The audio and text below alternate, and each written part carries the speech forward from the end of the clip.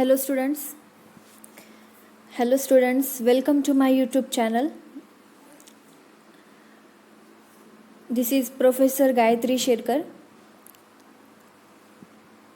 Now we are going to study the environmental studies third unit, that is ecosystem and biodiversity.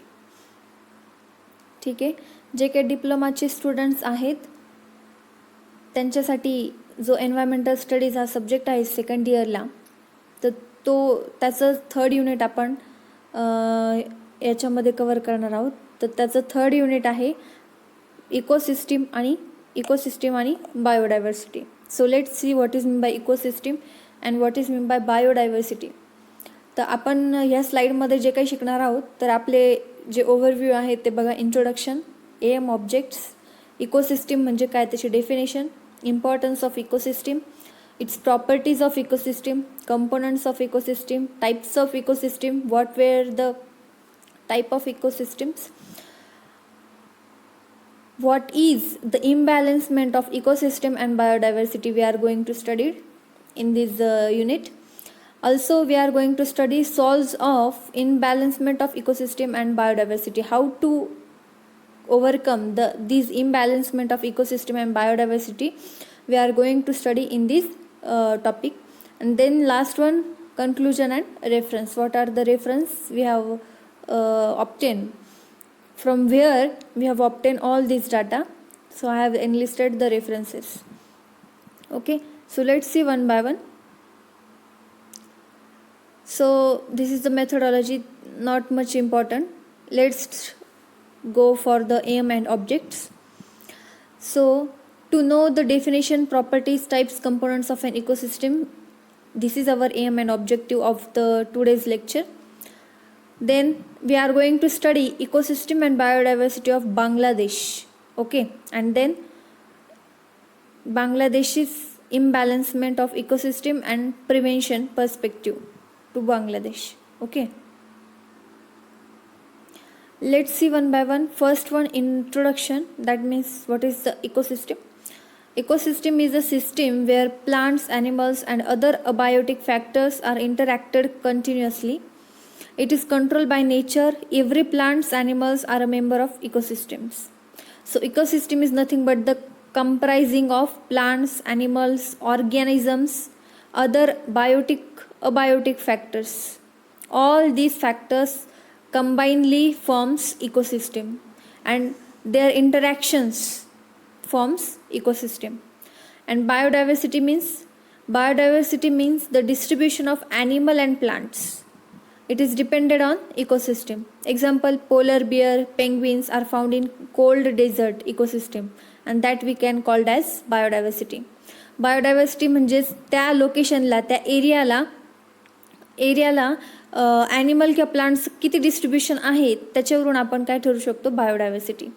म्हणजे थोडक्यात आता हे जे आहे इथं दिले बघा, पोलार बिअर कुठे भेटेल आपल्याला, पोलार रिजनमध्ये, ज्या ठिकाणी आईस आहे त्या ठिकाणीच आपल्याला पोलार बिअर बघायला मिळतात. आपल्या इकडे बघायला मिळतात का, नाही. मग ती त्या ठिकाणची काय आहे, बायोडायव्हर्सिटी आहे त्या एरियातली.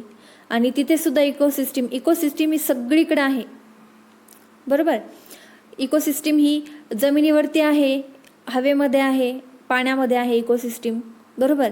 कारण जमिनीमध्ये प्लांट्स, ॲनिमल्स आणि अबायोटिक फॅक्टर्स हे सगळीकडे आहेत आपल्या पृथ्वीवरती, आणि त्यांच्यामध्ये जे काही देवाणघेवाण चालते त्याला इंटरॅक्शन म्हणतो, बरोबर. एक जी साखळी आहे त्यांच्यामधली, सगळं अन्न साखळी असेल किंवा वेगळ्या प्रकारची साखळी असेल, तर ह्या सगळ्या ज्या साखळ्या आहेत म्हणजे त्यांचे जे इंटरॅक्शन्स आहेत हे सगळ्यांचं मिळून आपली इकोसिस्टीम तयार होते. आपण इकोसिस्टीमचा भाग आहोत. या पृथ्वीवर जी काही गोष्ट आहे जिवंत, बरोबर, त्या सगळ्या जिवंत गोष्टी इकोसिस्टीमचा भाग आहेत. आणि बायोडायव्हर्सिटी म्हणजेच काय, की त्या एरियामध्ये त्या प्रकारचे प्राणी, पक्षी किंवा वनस्पती, प्रमाण काय त्या वनस्पतींचं त्या एरियामध्ये, त्याला आपण म्हणतो बायोडायव्हर्सिटी. किंवा किती प्रकारचे प्राणी, पक्षी आपल्याला त्या एरियामध्ये बघायला भेटतात, ती झाली त्या एरियातली बायोडायव्हर्सिटी. ठीक आहे. तर मग इकोसिस्टीम म्हणजेच काय बघूया. The ecosystem is comprised of 2 major parts. तिच्यामध्ये 2 पार्ट्स पडतात. Biome, that means the whole complex of plants and animals of a particular special unit. and habitat, that is physical environment, and thus all parts of such and ecosystems, organic and inorganic, biome and habitat, may be regarded as interacting factors which in a mature ecosystem are in approximate equilibrium. It is through their interactions that the whole system is maintained, according to the A.G. Tansley 1935. तर A.G. टान्सलेच्या नुसार इकोसिस्टीमचे दोन महत्त्वाचे मोठे भाग पडतात, ते म्हणजे biome आणि दुसरं येतं हॅबिटॅट म्हणजे फिजिकल एन्व्हायरमेंट.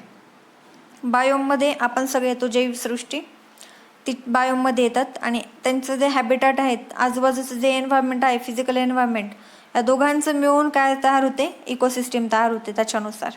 त्याच्यामध्ये ऑर्गॅनिक, इनऑर्गॅनिक, बायोम, हॅबिटॅट हे सगळे काय आहे आणि त्यांचे इंटरॅक्शन्स हे सगळे मिळून काय होते, एक मॅच्युअर इकोसिस्टीम तयार होत असते. आणि तिच्यामध्ये इक्विलिब्रियम साधायचं काम चालू असतं, अप्रॉक्सिमेट इक्विलिब्रियम. ठीक आहे. आणि इक्विलिब्रियम कसं साधणार, त्या ऑर्गॅनिक, इनऑर्गॅनिक, बायोम, हॅबिटॅट त्या चौघांमध्ये जे काही इंटरॅक्शन्स आहे त्यांच्या इंटरॅक्शन्सवरती आपल्या इकोसिस्टीममध्ये इक्विलिब्रियम कंडिशन्स मेंटेन राहत असते. आता इक्विलिब्रियम कंडिशन म्हणजेच म्हणायचं काय ह्या ठिकाणी, की तुम्हाला माहिती आहे आता अन्न साखळी वगैरे तुम्ही बघितली असेल, तर आता इथे एक्झाम्पल प्रॉपर द्यायचं ठरलंच तर सपोज 4 प्राणी आहेत, बरोबर. हा प्राणी याला खाणार, हा प्राणी याला खाणार, हा प्राणी याला खाणार, बरोबर. मग याच्यामुळे काय होणार की जो इक्विलिब्रियम होतोय, कारण कोणती स्पेसीज ही जास्त प्रमाणात नाही किंवा कोणती स्पेसीज ही कमी प्रमाणात नाही, मग एकमेकांचं जे डिपेंडन्स आहे एकमेकांवरती, त्याच्यामुळे काय होतं, आपल्या पूर्ण इकोसिस्टीममध्ये इक्विलिब्रियम संतुलन राखलं जातं, बरोबर. कारण बघा, जर पक्षीच नसतील, बरोबर, पक्षी जर नसतील तर अळ्यांचं, कीटकांचं प्रमाण वाढत जाईल. त्याच्यामुळे काय होईल, इक्विलिब्रियम बिघडून जाईल, संतुलन बिघडेल. कारण अळ्या कीटकांचे प्रमाण वाढलं तर पिकांवरती परिणाम होणार. त्यामुळं जेवढं आपल्याला अळ्यांची गरज आहे, बरोबर, अळ्या किंवा कीटकं जेवढे गरजेचे आहेत, कशासाठी ते आहेत म्हटल्यावर पक्षी आहेत, तेवढीच काय आहे, पक्ष्यांची सुद्धा गरज आहे. कारण जेवढे पक्षी असतील तर ते पक्षी काय करणार, चिमण्या असतील, कावळे असतील, सगळे जे काय असतील पक्षी जे कीटक खातात, अळ्या खातात, तर ते काय करणार, त्यांना खाऊन काय करणार, बॅलन्स करणार इकोसिस्टीम, बरोबर.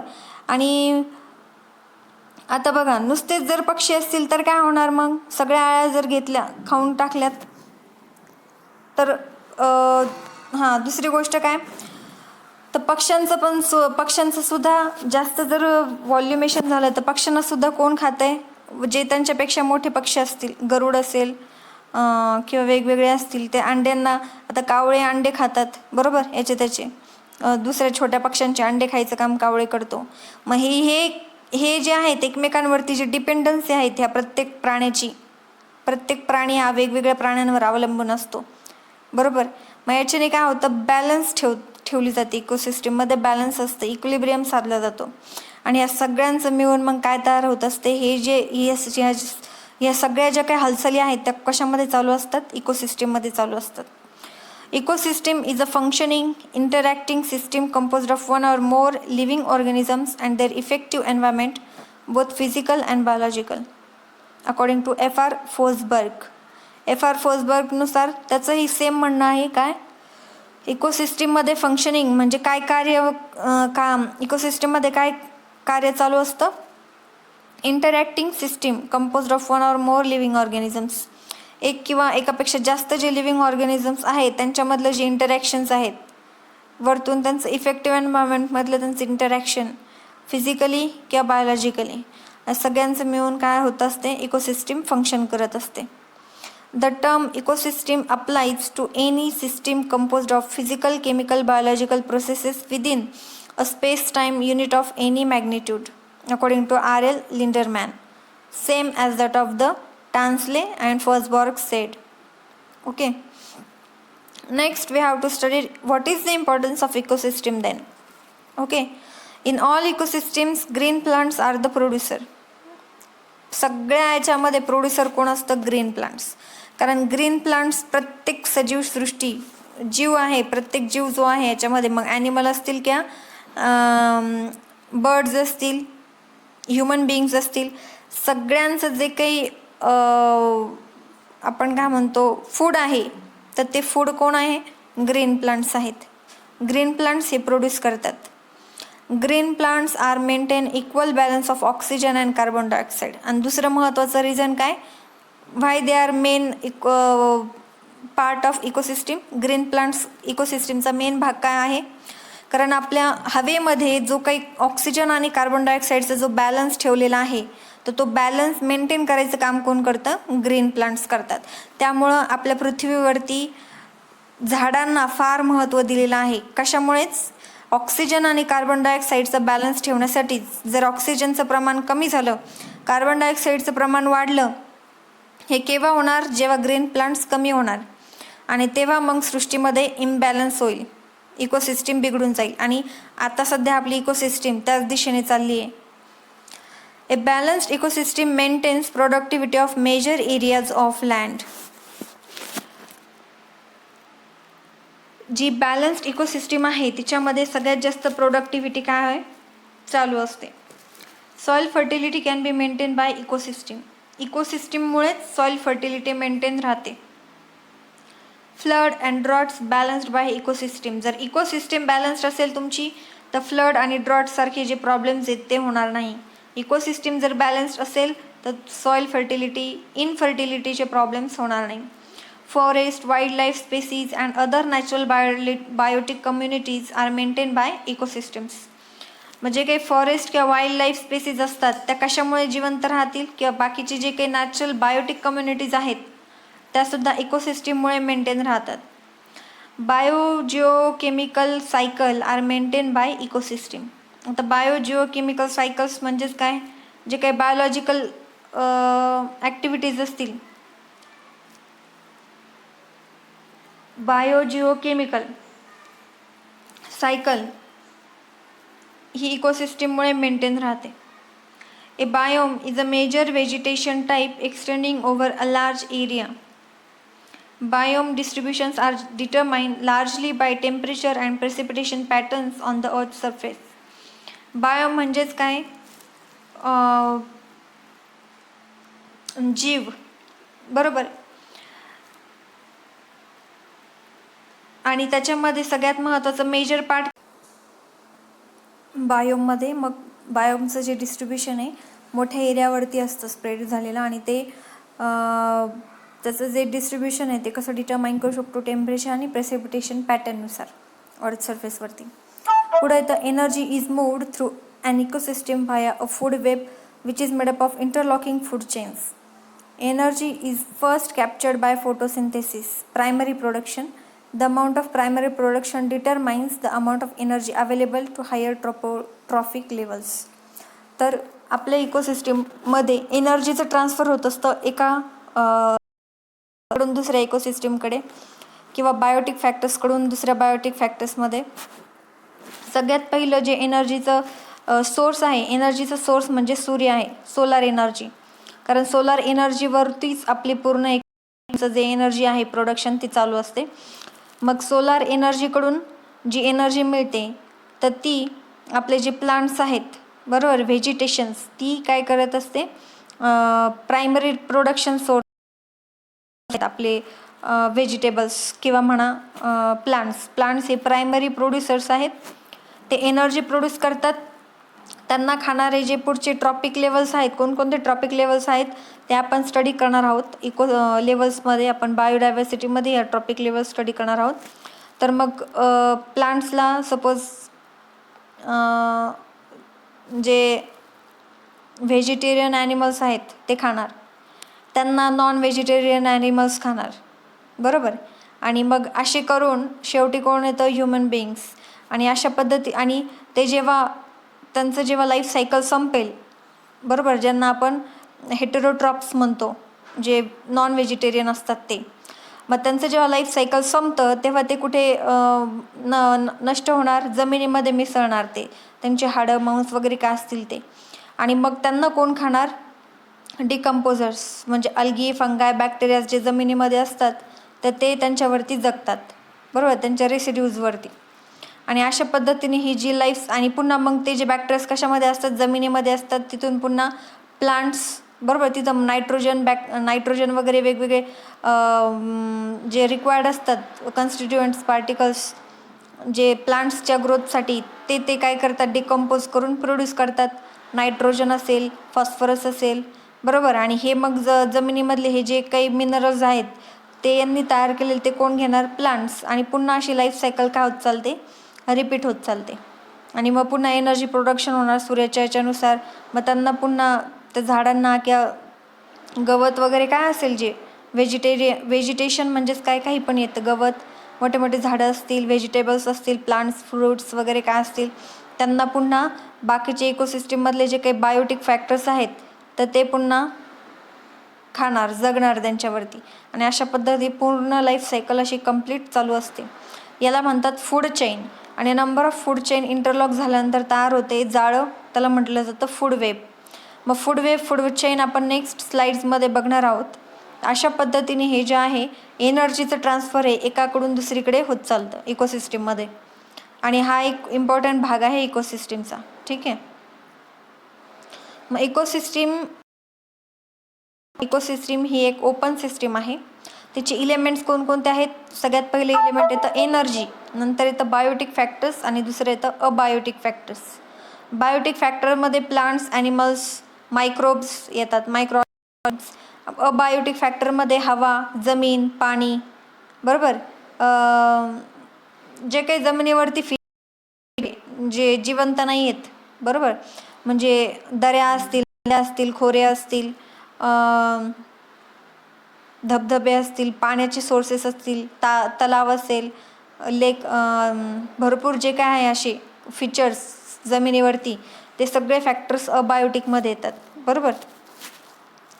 कॉम्प्लेक्स, आणि ह्या तिघांचं एकमेकांमध्ये काय असतं, इंटरॅक्शन्स होत असतं. कॉम्प्लेक्स इंटरॅक्शन बिटवीन बायोटिक आणि abiotic components through a set of cycles. मग त्या कोणकोणत्या सेट ऑफ सायकलमधून या तिघांचं इंटरॅक्शन होत असतं, water cycle, carbon cycle, nitrogen cycle आणि एनर्जीचा फ्लो.